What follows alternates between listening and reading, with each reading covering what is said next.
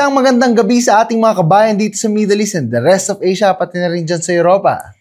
A very good morning naman sa ating mga ka-Web3 sa kabilang panig ng mundo, the United States of America. Muli na ating balikan ng ilang mga balitang bumandera nitong nakaraang linggo sa mundo ng Web3. Mga balitang patuloy nagbibigay sigla sa mundo ng Web3 at Cryptoverse. Simulan natin ang balitaan with the news na nagbigay ng warning ang Binance co-founder na si Changpeng Zhao dahil sa nadiscovering 60 fake names ng mga hackers posing as it workers to gain data access. Ang mga hackers na ito ay magkukunwaring job candidates na gustong mapasok ang isang kampanya with jobs ranging from developers, security, and finance. Ang sistema ay mag-i-interview sila ng mga employees at habang ginagawa ng interview ay magkakaproblema sa Zoom at padadalan ang mga employees ng link para sa isang di-umano'y update na may lamang virus at magti-take over na sa device ng empleyado. Ang mga hackers din di umano ay magkukunwaring mga users na magpapadala ng customer support request. Ang link page ay may laman ng virus na matadownload agad nang magbubukas nito. Makikita natin talaga na nag-step up na talaga ang mga hackers lalo na sa paggaling sa North Korea. NCC is doing his job na pangalagaan ang integrity ng blockchain mula sa mga hackers na ito.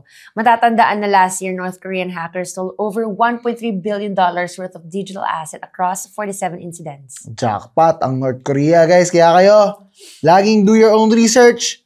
Huwag po tayo magpa-scam sa mga North Korean or kahit sino man. Samantala, isang crypto-fueled drink ang nakapagbenta na ng ika-millionth nito kamakailan lang. Tinatawag na Rekt Drinks at ito ay flavored sparkling water in cans. Naipagkolab ang Rekt brand sa payments infrastructure company na MoonPay para sa launch ng peach raspberry flavored drink nito na tinatawag na Moon Crush. Nagbibigay ng incentives ang Rekt brand sa mga bumibili ng mga drinks nila by giving them Rekt tokens na nag-all-time high with a market cap of $583 million last August. Matatanda na nakipag-collab na rin ang Rekt brands with other Web3 entities kagaya ng Solana DeFi protocol na Jupiter, Ethereum Layer 2 network na Abstract, and Coinbase Layer 2 network na Base. Magandang ideya ito na will incentivize users kapag bumili sila ng isang product. This will really be a thing in the future of blockchain.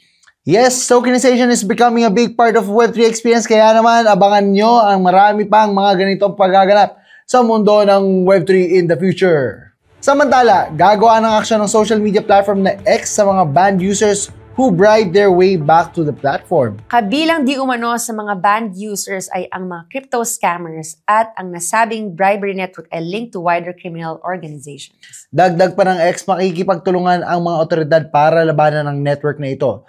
Nadiscover nila na ang mga banned accounts ay nagbabayad pa ng mga middlemen para lang mag-bribe sa mga employees ng platform para may reinstate ang suspended accounts nila. Hindi na bago ang X or dating Twitter sa mga crypto scammers. Nitong nakaraang 2020, criminals hacked a number of celebrity and brand accounts.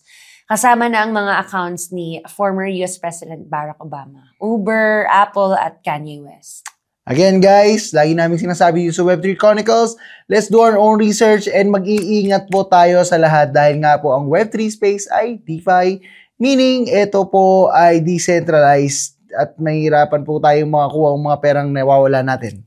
Tama ba yun? Tama. Very well said. Back to you. Samantala, inanunsyo kamakilan lang ng World Liberty Finance co-founder na si Zach Fallman na malapit na silang maglabas ng sarili nilang debit card.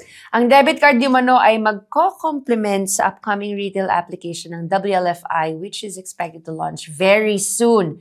Dagdag pa ni Fallman na the card will combine Web2-style peer-to-peer payment features with trading elements similar to those on Robinhood. Kasama ang lahat ng ito sa grand plan ng WLFI to develop their product and the goal of reaching that $1 value. And rounding up our news for this week, nag-commit naman ng United Arab Emirates sa automatic crypto tax reporting na mangyayari matapos ang isang industry consultation para ayusin ang lahat ng detalye para dito. Pumirma ang UAE sa isang multilateral competent authority agreement para sa automatic exchange of information sa ilalim ng crypto asset reporting framework na binuo ng Organization for Economic Cooperation and Development na nagtatakda ng mga rules for automatic exchange of tax-related information on crypto assets. Ang mga crypto firms sa UAE will need to comply with the new ruling by 2027. At yan ang mga mainit na balita at buwid ng happening sa Web3 this week. Ako po si Adrian. Don't forget to subscribe sa aming channel and hit that notification bell